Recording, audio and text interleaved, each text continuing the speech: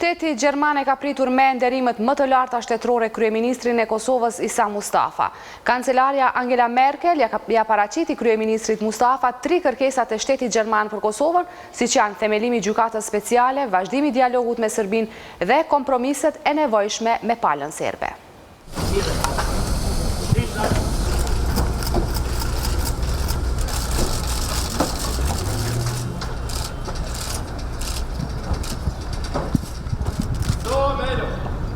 Në vizitën e parë zyrtare të një kryeministri të Kosovës në Berlin me ftesë të kancelares gjermane Angela Merkel, kryeministri i Kosovës Isa Mustafa u prit me nderime të larta shtetërore.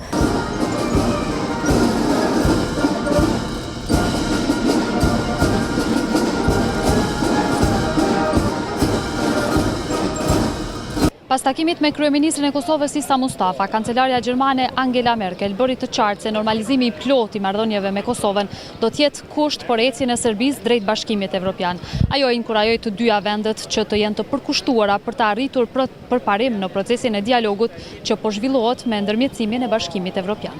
Ja, natürlich. Wir haben ein hohes Interesse daran, dass Natyrisht, ne kemi një interes shumë të madh që të arrihen marrëveshje të drejta dhe kjo vlen për të dyja palët.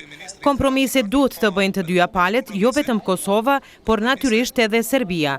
Unë nxis të dyja palët, sepse vetëm nëse shënojmë përparime në bisedime, do të arrijmë përparime edhe në rrugën evropiane. Kjo vlen edhe për Serbinë, edhe për Kosovën. Kryeministri Isa Mustafa në anën tjetër tha se Kosova është e përkushtuar në përmbushjen e të gjitha obligimeve ndërkombëtare, duke përfshirë edhe themelimin e gjykatës speciale. Ai tha se procesi i dialogut dhe i normalizimit të raporteve me Serbinë vazhdon të jetë përkushtim i qeverisë që ai e drejton. Unë e vlerësoj shumë lart këtë vizitë dhe interesimin e kancelares për zhvillimin e Kosovës dhe zhvillimin e rajonit. Kemi biseduar për çështjet themelore që shqetësojnë Kosovën, por që shqetësojnë edhe Bashkimin Evropian, që janë çështje zhvillimore, por edhe çështjet e integrimit evropian dhe të përmbushjes kritereve tona.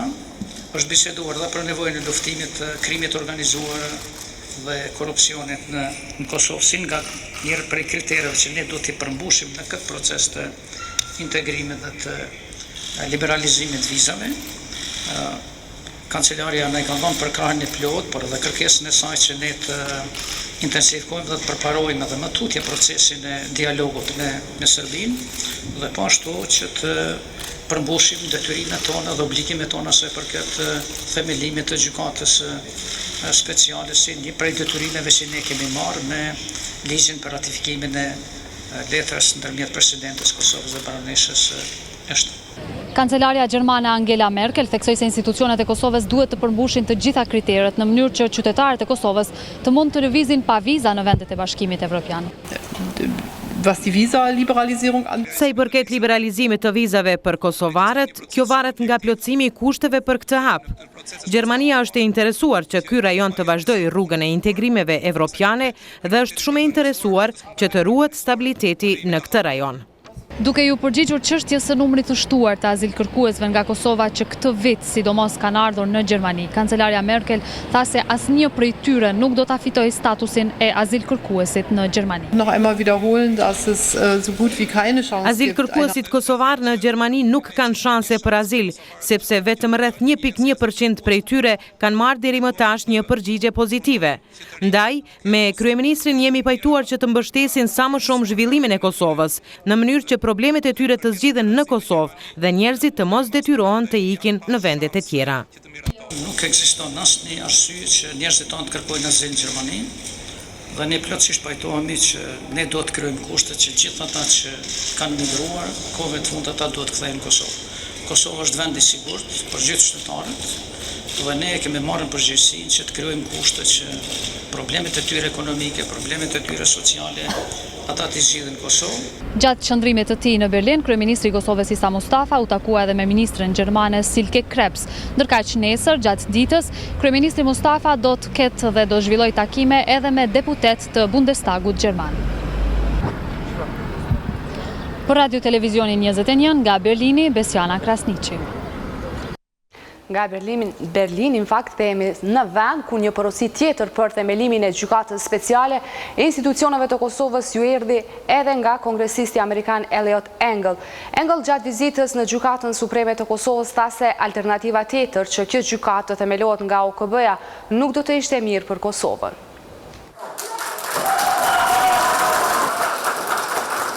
Ndonë se gëzimi deputetve sidomos të opozitës po thuaj se ishte në kulm gjatë dështimit të amandamentit kushtetues për themelimin e gjykatës speciale, ndërkombëtarët vazhdojnë t'ua bëjnë të qartë deputetve se më mirë është që vetë ata ta themelojnë një gjykatë të tillë se sa Kombet e Bashkuara.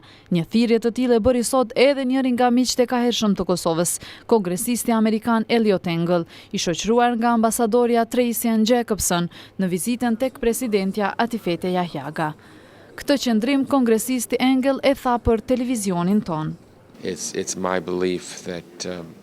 Jam i vetëdijshëm se bëhet fjalë për një vendim të vështirë që duhet të marrë. Nëse nuk është gjykatë speciale, atëherë duhet të jetë një gjykatë e cila monitorohet nga Kombet e Bashkuara. Unë personalisht nuk mendoj se opsioni me Kombet e Bashkuara është ide e qelluar, sepse nuk mendoj se Kosova merr atë që meriton nga Kombet e Bashkuara. Presidentja Jahjaga përmes një kumtese tha se për gjykatën speciale pret nga institucionet e vendit, qeveria dhe kuvendi që të gjejnë sa më shpejt mënyrën e përmbushjes së obligimeve ndërkombëtare, në respektim të vendimeve të vetë kuvendit dhe të marrëveshjeve ndërkombëtare. Sipas saj, institucionet dhe qytetarët e saj do të dëshmojnë se besojnë në parimet e drejtësisë për të gjithë dhe se do të përmbyllin këtë kapitull të rënd të historisë.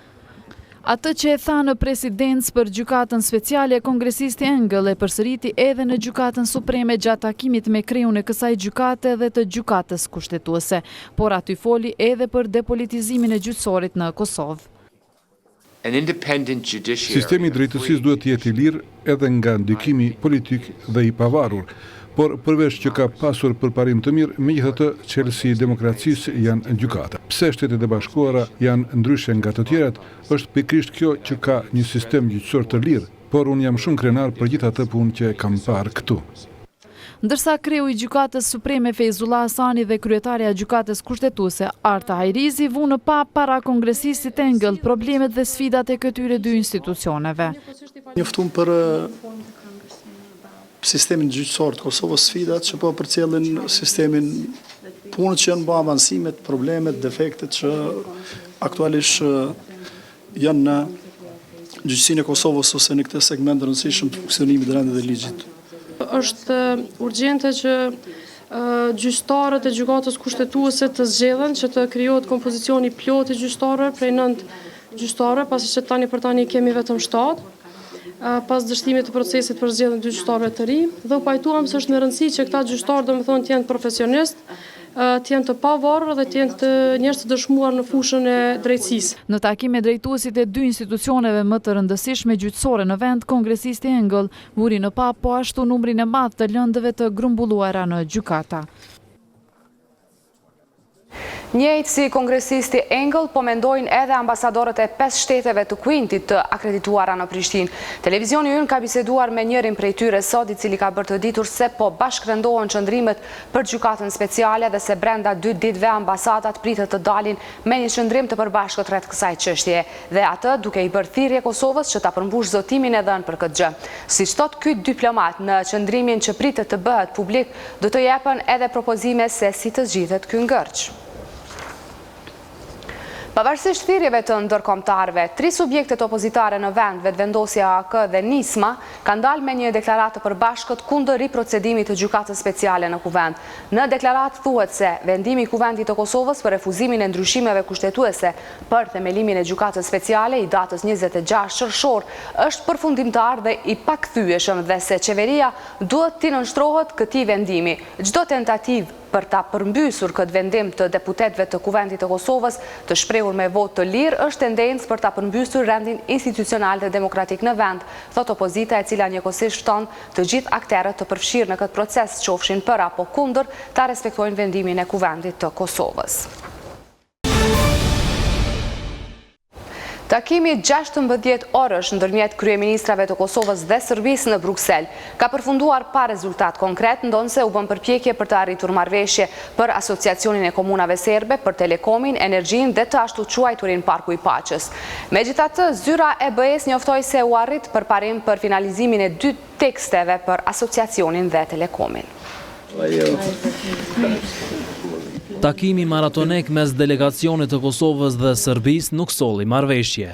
Kryeministri i Kosovës Isa Mustafa tha se pala kosovare nuk ka pranuar që Asociacioni Komunave Serbe të ketë kompetencë ekzekutive. Kemi bërë përparime shumë të mëdha sa i përket shumë detajeve të asociacionit. Ka çështje për të cilat nuk kemi arritur që tani të gjejmë pajtim, sidomos ato që kanë të bëjnë me natyrën e asociacionit.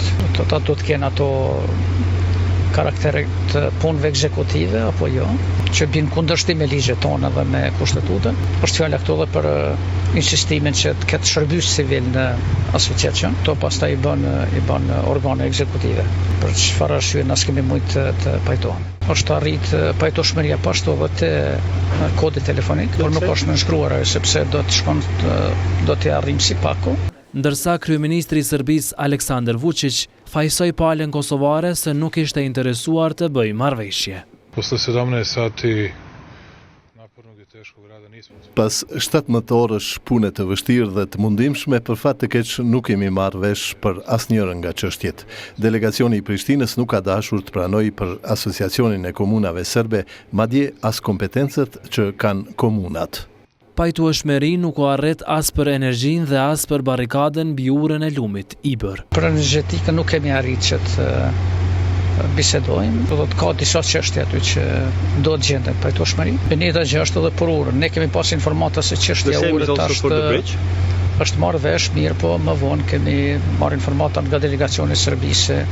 Ata nuk kanë arritur sot të bisedojnë dhe të japin qendrimet e tyre. Ndërsa Vučić shtoi se është arritur përparem lidhur me telekomunikacionin, por marrëveshja ende nuk është finalizuar. Ja dolëm ta ruajmë pasurinë e telekomit dhe jemi marrë vesh që prefiksi për në Serbi të mos paguhet si linjë ndërkombëtare. Përfaqësuesja e lartë e Bashkimit Evropian Federica Mogherini tha se palët kanë arritur të finalizojnë tekstet e 2 marrëveshjeve, për krijimin e Asociacionit të Komunave Serbe dhe për telekomin. Sipas kumtesës për medje, thuhet se marrëveshja përfundimtare politike nuk është arritur. Për të lashët rreth përgjegjësive të Asociacionit të Komunave Serbe, poli sot edhe një ish-ministër serb nga kabineti qeveritar i Kosovës. Aleksandar Jablanović tha për mediat në Beograd se serbët nuk e pranojnë në asnjë mënyrë që ky asociacion të jetë organizatë jo qeveritare siç e parashojnë ligjet e Kosovës.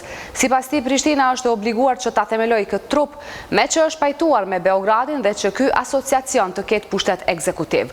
Në anën tjetër, drejtori i zyrës për informim në qeverinë serbe, Milivoje Mihajlović, tha se delegacioni të Prishtinës i konvenon që ta shtyjë këtë proces në pafundësi, sepse siç tha ai, kjo gjë u konvenon ekstremistëve të cilët përbëjnë një pjesë të madhe të skenës politike në Kosovë. Ndërsa për çështjen e telekomit ka shkruar gazeta Beogradase Novosti, sipas të cilës telekomi i Serbisë me shumë gjaz do të jetë operator legal në Kosovë. Një gjë të tillë po pretendohet se e garantuan përfaqësuesit e Serbisë në bisedimet e mbrëmshme me kolegët e tyre kosovar në Bruksel. Kjo do të thotë se telekomi do të mbajë pa u penguar nga shteti i Kosovës 23 stacione bazë dhe 7 objekte. Pos kësaj, bisedimet e mbrëmshme ndërmjet Isa Mustafës dhe Aleksandar Vučić i garantojnë firmës serbe vazhdimin e licencës së operatorit në Kosovë të paktën deri më 2017, shkruan gazeta Novosti. Për më tepër se kaq, thirrjet nga numrat e telekomit në Kosovë te ata në Serbi nuk do të llogaritet si linje mes dy shteteve. Gazeta citon Vučićin të ketë thënë se është arritur të ruhet pasuria e telekomit, të fitohen telefona fiks dhe thirrje lokale nga Mitrovica dhe Graçanica për Beograd me hyrje 011 dhe anasjellta 038 për Prishtinën. Është arritur edhe multipleksi digjital 1 dhe 2 dhe kanale televizive, por fatkeqësisht kjo nuk u nënshkrua ende, ka thënë Vučić.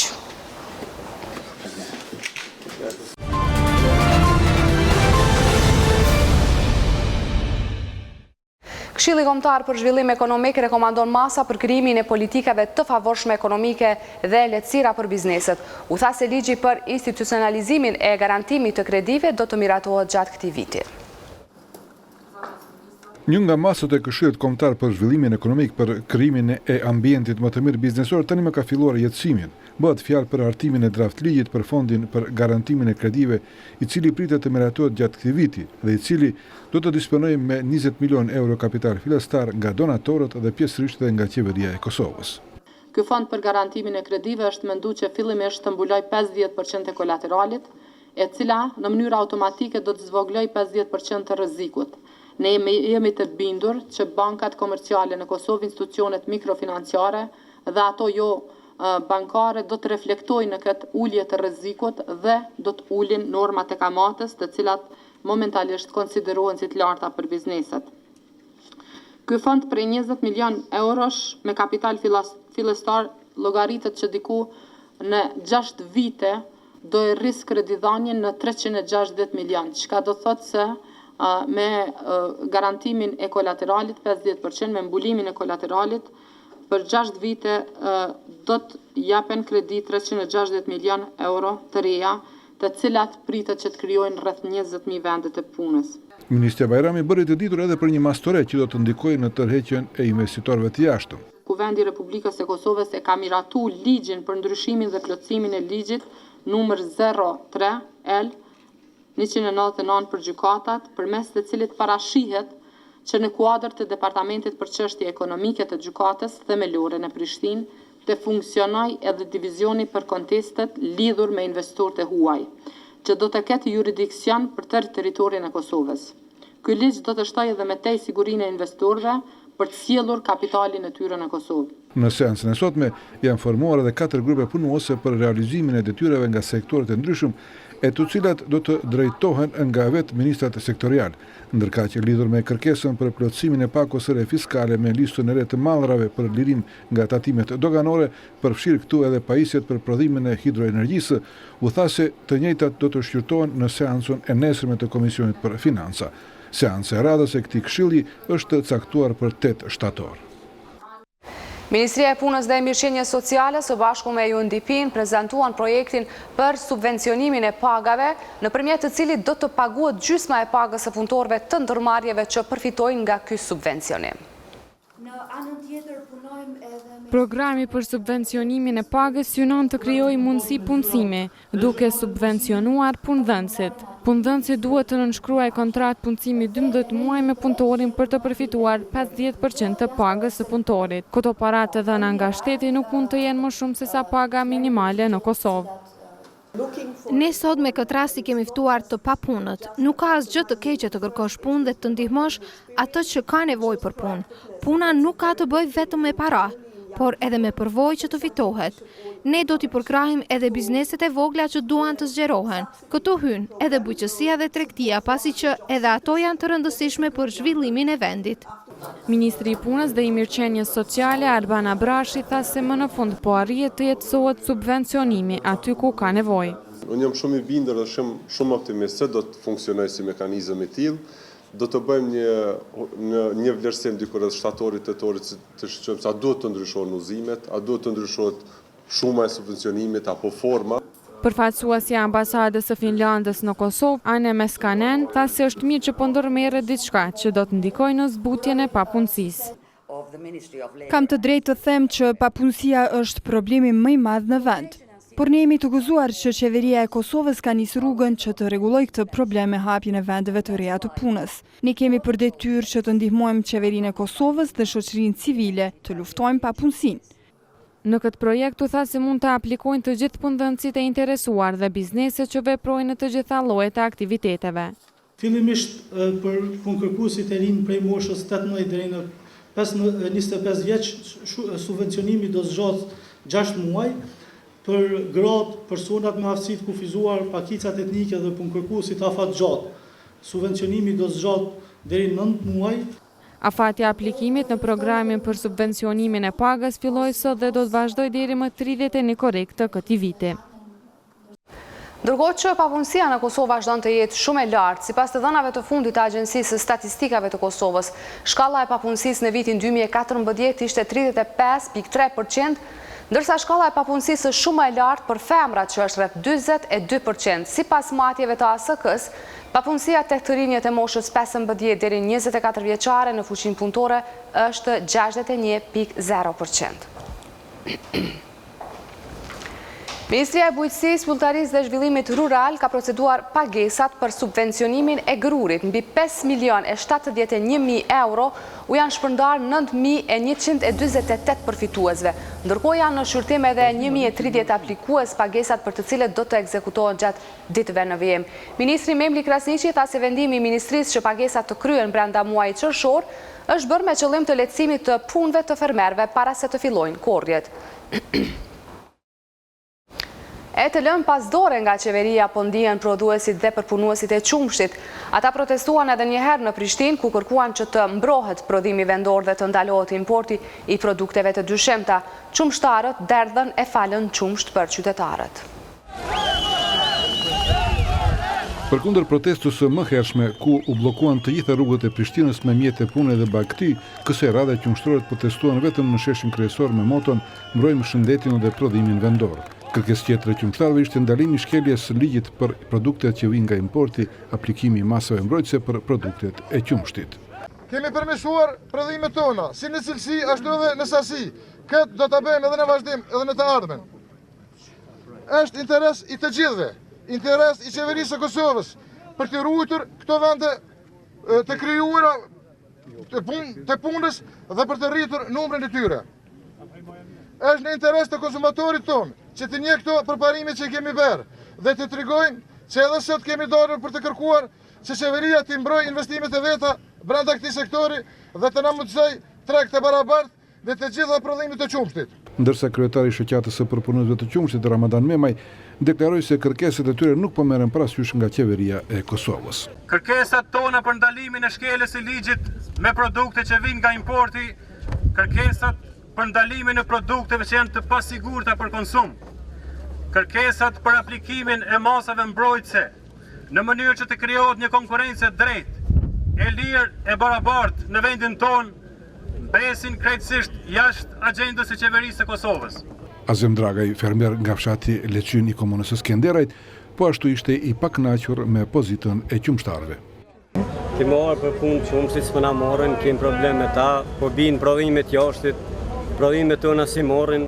Ministria e Tregtisë dhe Industrisë Hykmet Bajrami, lidhur me protestat e qumshtarëve, tha se në produktet që vijnë nga jashtë duhet saktësisht të shënohet përbërja e tyre dhe se ato me përbërje të yndyrave bimore janë në shitje të lirë në Bashkimin Evropian. Ne nuk kemi një legjislacion i cili ndalon importin e këtyre produkteve përderisa produktet e tilla mund t'i gjeni edhe në vendet e Bashkimit Evropian. Krejt ajo çfarë mund ta bëjmë është që të shiqojmë deklarimin e saktë të këtyre mallrave, nëse është me bazë bimore, atëherë deklarata e mallit duhet të specifikojë dhe të tregojë që është më të vërtetë me bazë bimore, ndërkohë që janë produkte shumë të lira edhe duke marrë parasysh pak a shumë edhe nivelin e standardit jetësor, edhe nuk kemi bazë ligjore që në fakt të pengojmë këto produkte, mirë po kemi këtë grup punuesi i cili po punon edhe në momentin kur plotësohen kushtet që ne të marrim masa mbrojtëse, unë ju garantoj që ne do të marrim masat e tilla.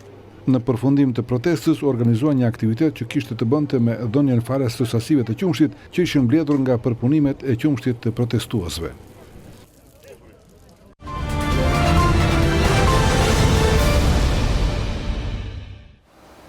Në 400 ditë shenjë e grevës, ish punëtorët e fabrikës së tubave paralajmëruan hapa më radikal për kompenzimin e 25 milion eurove për kohën sa ishin të dëbuar nga puna. Ata u shprehën të zhgënjur nga qëndrimi i qeverisë karshi këtij problemi. Ish punëtorët e fabrikës së tubave në Ferizaj dolën sot para mediave për të treguar se janë bërë 400 ditë prej kur filluan grevën para qeverisë së Kosovës. Ata u shprehën të zhgënjur nga zvarritja e zgjidhjes së problemit të tyre. U detyruam të bëjmë një shkresë të gjitha institucioneve, respektivisht personelit përgjithshëm në këto institucione që të marrë veprime, karshi zbatimit të aktgjykimit të gjykatës kushtetuese, mirë po kalun që 3 javë, afër 3 javë dhe askush nuk u përgjigj.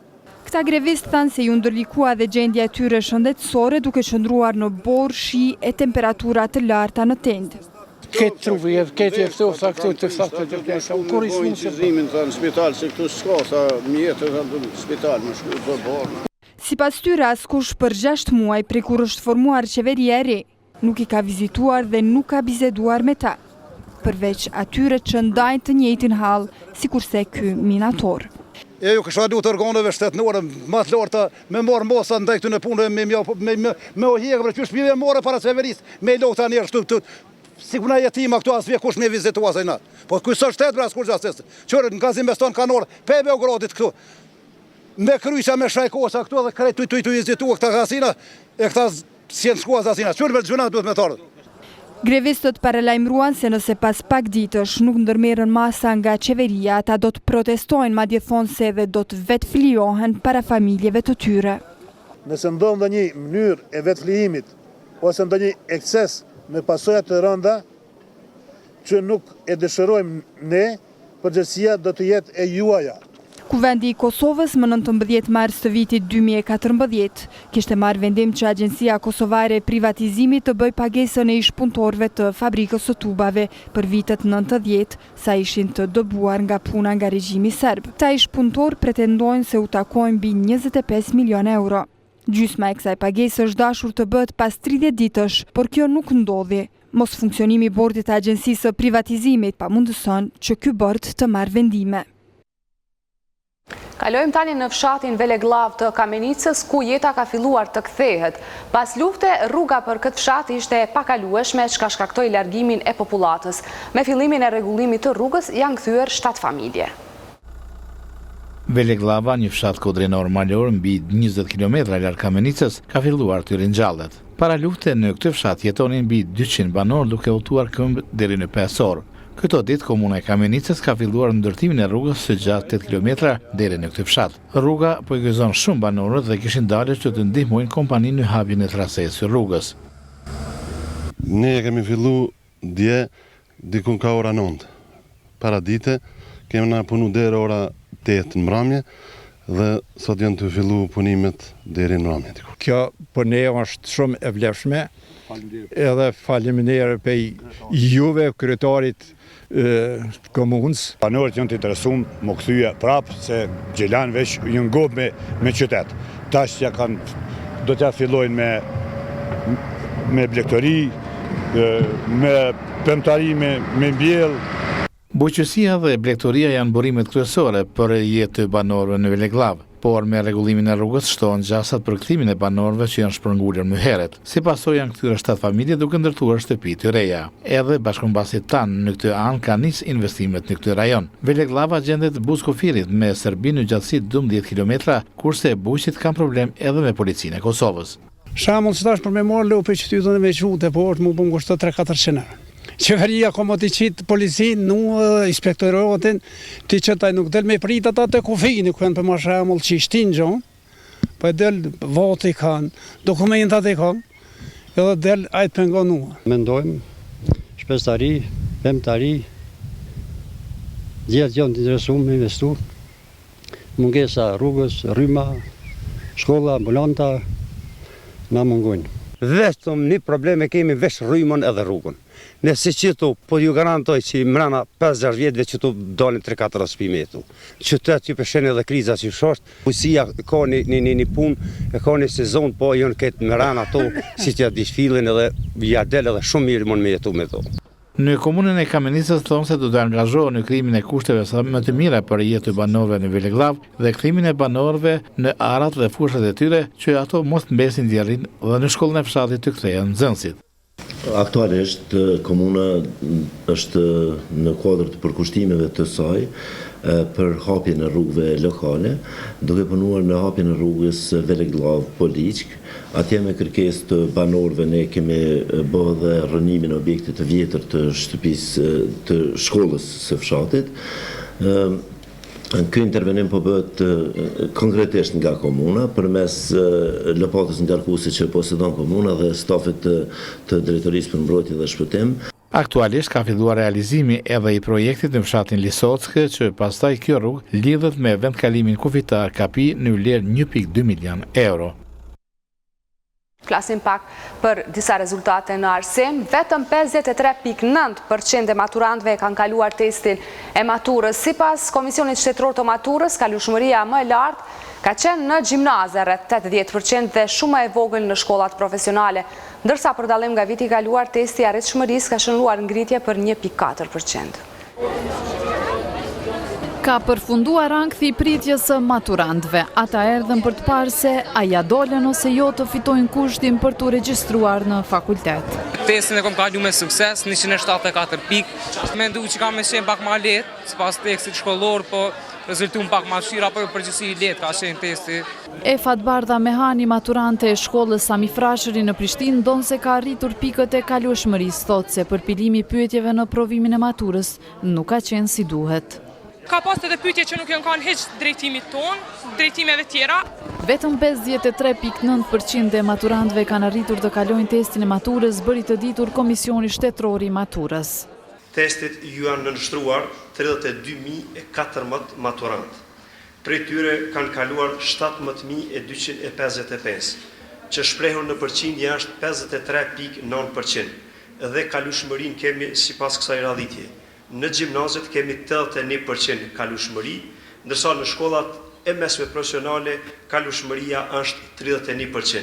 Komisioni Shtetëror i Maturës vuri në dukje se shkalla e kalueshmërisë në testin e maturës si vjet është më e lartë se sa vitin e kaluar për 1.4%. Nëse bëjmë krahasimin me vitin e kaluar, do thotë në qershorin e vitit kaluar më këtë vit, kemi një rritje të kalueshmërisë për 1.4%. Që ne si Komision Qendror Shtetëror të Maturës, këtë rritje të lehtë, këtë avancim të kalueshmërisë e kemi vlerësuar në radhë të parë me krijimin e kushteve që ne ju kemi kriju maturantëve për një ambient më komod dhe më të sigurt për zhvillimin e procesit të provimit shtetëror të maturës. Ndër maturant ka mendime se procesi i provimit të maturës lë shumë për të dëshiruar. Me pas ndoshta ma shumë disiplinë, me pas ma shumë rregull, megjithëse këtë vit ka pas ndryshime prej vitit kaluar, po ka shumë për dëshiru. Paraqitja ankesave të maturantëve fillon nga sot dhe pas 3 ditëve fillojnë të shqyrtohen nga Divizioni i Vlerësimeve Standarde. Ambasada italiane ka organizuar konferencën për të drejtat dhe mbështetjen e personave me aftësi të kufizuara. Ambasadori italiz Andreas Ferrares tha se Italia vazhdon të ndihmojë personat me nevoja të veçanta me anë të programeve të ndryshme. Sipas tij, institucionet duhet të bëjnë më shumë për këtë kategori, duke u dhënë më shumë hapësirë për punësim edhe në realizimin e të drejtave të tyre. Ndërsa kryetari i Forumit të Aftësisë së Kufizuar, Bujar Kadriu, tha se personat me aftësi të kufizuar meritojnë një trajtim më të mirë nga institucionet për një jetë më të dinjitetshme. Operatori i telefonisë Vala e ka bërë sot zyrtare marrëveshjen me Stupcat Group. Drejtori i Postës dhe Telekomit të Kosovës Agron Mustafa tha se Vedat Bajrami, Osman Azemi dhe Mensur Safqiu tashmë do të jenë imazh i kësaj kompanie. Partnerët më të rinj të Valës e kanë marrë edhe nga një numër me simbolikën e rikthimit në këtë operator. Po ashtu Mustafa ka bërë të ditur se Posta dhe Telekomi i Kosovës pritet të ndryshojë emrin dhe të kthehet në Telekom i Kosovës. Ai gjatë një konferencë për media ka thënë se për ndryshimin e emrit ka vendosur bordi PTK-s dhe se pret që ky vendim të miratohet nga qeveria.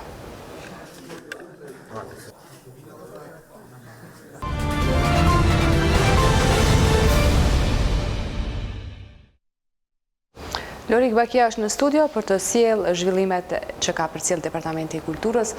Lorik, është shfaqur një premierë që ka të bëjë apo që pasqyron dhembjen e familjarëve të personave të zhdukur gjatë luftës. Është fjala për shfaqjen Gishti, një dramë shkruar nga Dorontina Bacha dhe inskenuar me regji të Erson Zymberi që sjell dhembjen në një familje të përbërë nga 2 gra, nëna dhe nusja, të cilët presin familjarët e tyre të zhdukur në luftën e fundit, një dramë që zhvillohet brenda familjes. Megjithatë, për detaje se çfarë sjell kjo shfaqje, propozoj ta shohim kronikën. 2 gra, njëra vjehër e tjetra nuse. Të dyja të lidhura në mënyrë të çuditshme me njëra tjetrën përmes pritjes, shpresës së ëndrrës. Vuajnë mungesën e djalit dhe burrit të humbur në luftën e fundit. Kjo është përmbajtja e dramës Gishti, që u dha premierë në Teatrin Kombëtar të Kosovës. Dramaturgja e shfaqjes, Dorontina Basha, tha se ngjarja nuk është e bazuar në eksperiencat të ndonjë familjeje të caktuar. Po është tekst i cili është i shkruar bazuar në një seri hulumtimesh që i kam bë prej fillimit 2000-s, kur kam punuar në projekte ndryshme me familjar personave të zhdukën. Inskenimi i këtij teksti kësaj here u bën nga regjisori Erson Zymberi. Ai shpjegon se ka punuar rreth 1 muaj e gjysmë me këtë shfaqje, por meritat ju jep edhe 2 aktorëve, Irena Cahani e Teuta Krasniqi. Puna ka qenë mrekullueshme. Në fakt, ky proces i punës është koxha intim. Kemi punu bashk intensivisht, fillimisht në shtrimin e praktik të tekstit edhe të skenave, për të vazhduar më pas në ato hapësirat, cilat shumë shpesh teksti i thot verbalisht, po nuk i thot jo verbalisht. Këto kanë qenë shumë të rëndësishme. Kritiku i artit Naser Shatrolli thot se ka parë edhe inskenimet e mëparshme të këtij teksti nga regjisorë të vendeve të rajonit. Por si rallëherë, thot se mbeti me mbresa pozitive. Realisht edhe profesionalisht edhe emocionalisht edhe them se shfaqja është zbërthy shumë mirë. Unë e kam pa këtë shfaqje hera 3 që është në versionet ndryshme, nga autor ndryshme, regjisor ndryshme, po besoj që Ersoni sot duke që e ka zbërthy më së miri këtë tekst. Ndjeshmëria e temës padyshim që bëri publikun të bëhet pjesë e rrëfimit. Lojën e aktorëve në skenë vlerësoi lart regjisorja dhe aktoria Melihate Qena. Tekstin e Dorën Tyna Bashës e kom lexuar edhe përpara. Veç më besoni që sonte e kom pa vlerën e vërtet këtij teksti, sepse ky tekst ka qenë i thonun nëpërmes 2 aktorëve të shkëlqyeshme, të cilat do t'i kishte lakmi se cili teatr. Aktorët që luajtën në këtë dramë ndonse me përvojë të gjatë profesionale, thanë se lehtë mund të ndikohen nga rrëfimi prekës i dhembjes që përjetuan gratë të cilat humbën familjarët. Në këtë rast, publiku mundet me marrë emocionin e aktorit shumë afër, shumë pranë, mundet me pa se cilën lëvizje të aktorit, se cilën frymarrje të aktorit. Njëjtë edhe na mundemi me vrejt, me marrë se cilën frymarrje dhe se cilën lëvizje të publikut. Dhe sot që na jemi profesionist, jemi aktor që marrim një tekst dhe zhveshemi komplet pe i personalitetit tonë privat, megjithatë ka disa tekste, ka disa role që në rend parë gjithmonë e qet njerëzorën. Sidomos për diçka që ka gjithdhemshme, që po them fatkeqësisht, hala ka njerëz që i përjetojnë për çdo ditë këto emocione të cilat na i shfaqen për 60 minuta në skenë. Premiera që u shfaq në TKK kishte më shumë shikues se sa që kishte ulse. Inskenimi i dramës Gishti me regji të Erson Zymberit do të shfaq 2 repriza, ndërka që nga shtatori do t'jetë në repertor të Teatrit Kombëtar të Kosovës. Në Bibliotekën Kombëtare të Kosovës u promovua libri Adi Zoti Shqip, i autorit Gani Mehmetaj. Libri trajton pozitën që ka gjuar Shqipe në predikimin e 3 feve dhe domosdoshmërinë që të përdoret në çdo aspekt. Adi Zoti Shqip është libri më i ri nga Gani Mehmetaj, i cili ka temë bosh çështjen e islamizmit dhe problemet qendrore të shoqërisë sonë në raport me individin dhe rrjedha dinamike sociale. Studiuesi dhe kritiku letrar Femeca Kolli, duke elaboruar titullin e veprës, tha se tema është shtruar si protest për shqiptarët. Është shtruar si ballafaqim i shpirtnisë a fetarisë aktuale që ushtrohet në trevat shqiptare. Është shtruar si reflektim meditim të një realiteti historik që autori e sheh se po përmbytet gradualisht. Historiani Memli Krasniqi tha se shqiptarët nuk e kanë përdorur religionin për të identifikuar etnin, shtoi se ata i takojnë shtetërimit evropian. Fatkeqësia e botës islame sipas autorit, me të drejtë qëndron në mos ekzistencën e një shteti të fortë, rreth së cilës do të mblidheshin shtetet e tjera muslimane. Autori i librit Adi Zoti Shqip Gani Mehmetaj tregoi për shtysën kryesore që e ka bërë të shkruaj këtë libër. Dalja në plan të parë në superfaqe e një grupi militant i cili është importuar nga Shtetet Arabe dhe nga Turqia që përpiqet ta shprish këtë tolerancë fetare të cilën ne kemi pasur historikisht. Të pranishmit nuk nguruan të japin mendime pozitive për veprën, madje njëri nga ta tha se do të financojë ribotimin e 500 kopjeve të librit.